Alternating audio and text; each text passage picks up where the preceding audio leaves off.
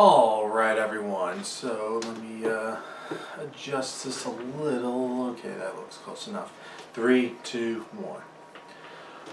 Alright everyone, so this is just a quick update video about some stuff with the channel. And yes, I will apologize. I haven't really been putting much out recently.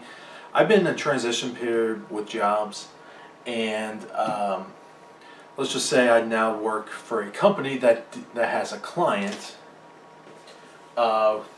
that deals with this.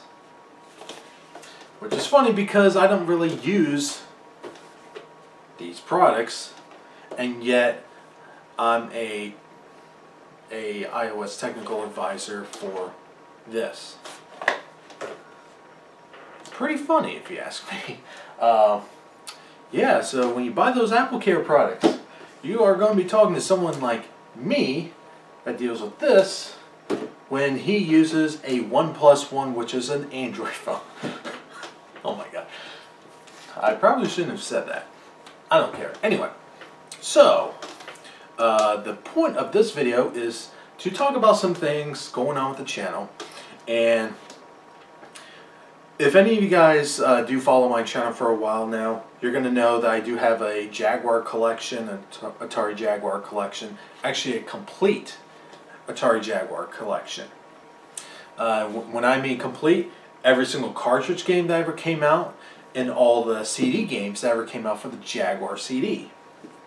And I even have the extremely rare that I never even heard of, a third-party controller for the Atari Jaguar. Yes, there was a third-party controller for the Jaguar, and that controller is absolute crap.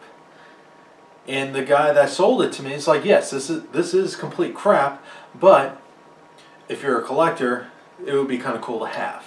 That's why I got it. It's just a collector's piece. Though there is someone on eBay selling that controller for over $100 when we got those controllers for under $30. Yeah, it seems like someone was buying it to upsell it on eBay. Yeah, it seems. Where have I heard people like that before? Oh, right, those assholes that does scalping on the Amiibos. I'm sorry, but I'll be honest, I'll just be straight up with you guys. I'm kind of done with the Amiibos. This whole thing with being a pain in the ass to find those figures, I honestly don't care anymore.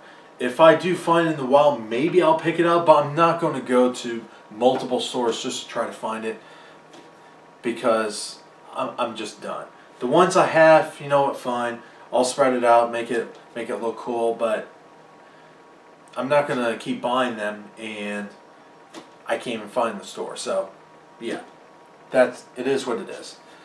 But what I've been thinking of doing for a while, actually, is get back into a console that I actually grew up with, that I absolutely love. Now,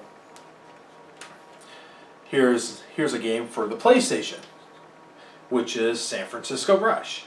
But you may be thinking, it's like, wait a minute, I thought you already have a PS1. Yeah, I mean, that's why I got it. But, yes, I will admit, this game sucks.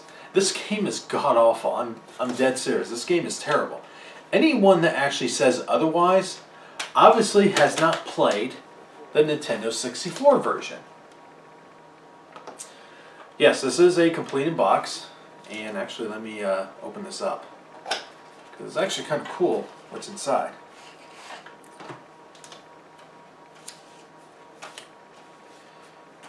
By the way, don't you miss colored manuals with games? I remember back in the day when the manuals were all printed in color. It looked really cool, gave you all sorts of cool information. Now it's like they just put it on the disc.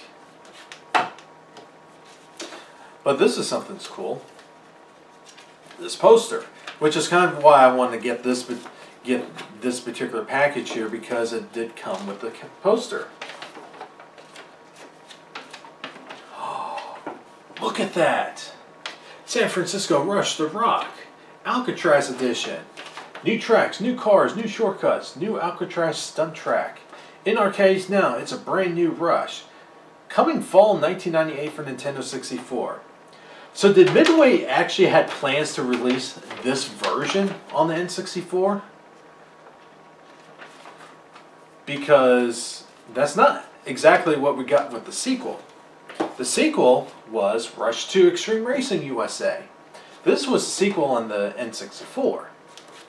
Now, if you didn't know, the original version on the N64 had a secret track, which was Alcatraz, the Rock. So it is actually in here, and it's also in here.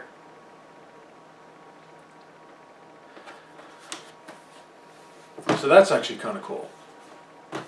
But yeah, these are the games I picked up, and the other games I'm actually waiting on is San Francisco Rush 2049 for the Nintendo 64 and the Dreamcast, and also the Game Boy Color version.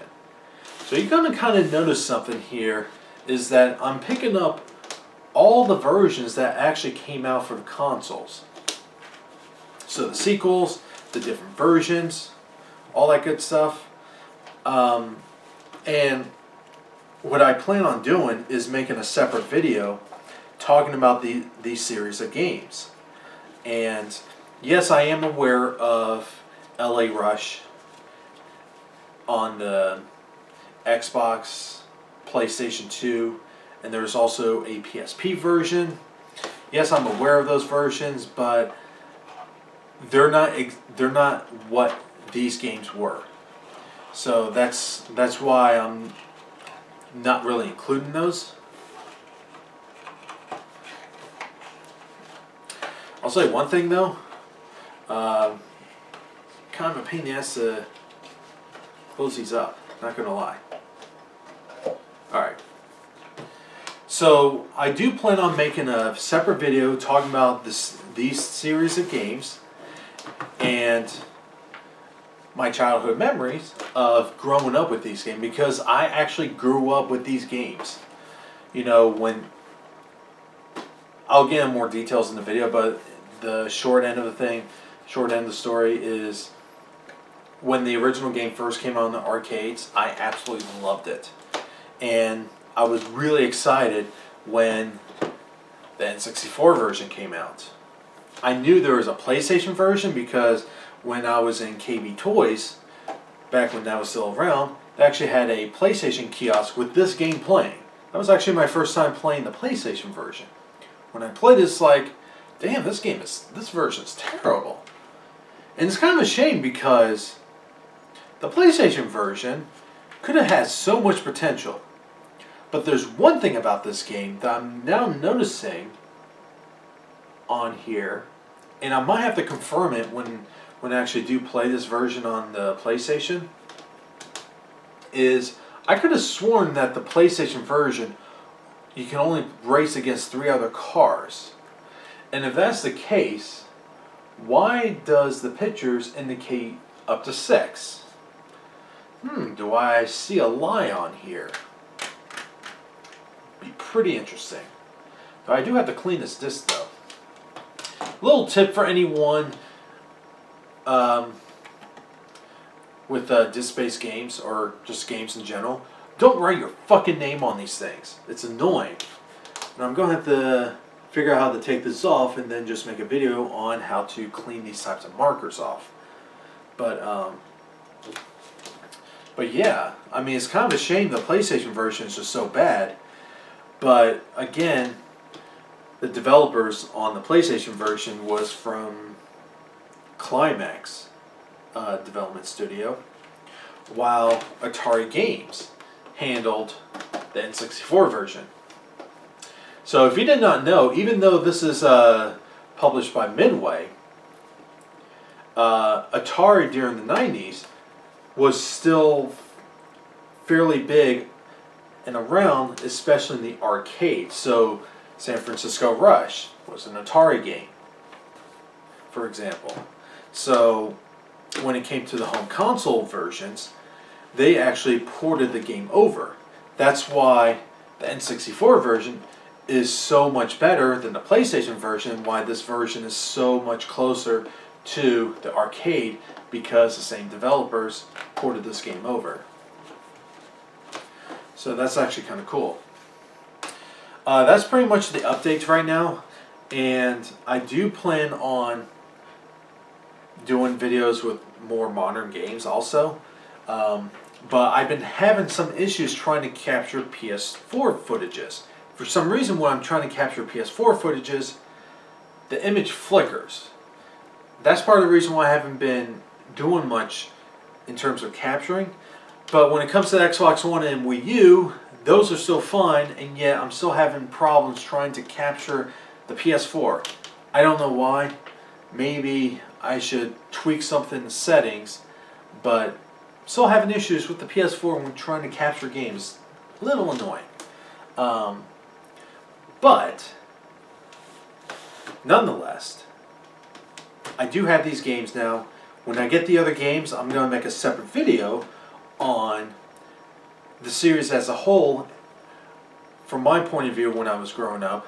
And maybe I'll do a video on an unboxing of an N64 game, just because I have one complete. But yeah, that's pretty much it. That's just a quick update video. Like always, have a good one. Leave comments down below. Like this video. Subscribe if you're not a subscriber. I really appreciate it. And share this video to all your friends. You know, it's just a nice little discussion. Leave those comments down below. Let me know what series of games you grew up with that you absolutely love. For me, personally, was the Rush games. So you feel the rush. And then the sequel, Rush 2, Extreme Racing USA, on the back here says Rush Across America. So yeah, pretty cool. So anyway, that's it. Like always, have a good one. And it would have been kind of cool if they did like a third version of, well, I know about 2049, but did like a version for Rush that takes across the entire world. That would actually been pretty cool. But anyway, that's pretty much it. Like always, have a good one. And looks like I might have to also snag up a Rumble Pack and a memory card for it. Or what are they called? Oh, N64 controller pack is what they call it. Yeah. Anyway, like always, have a good one.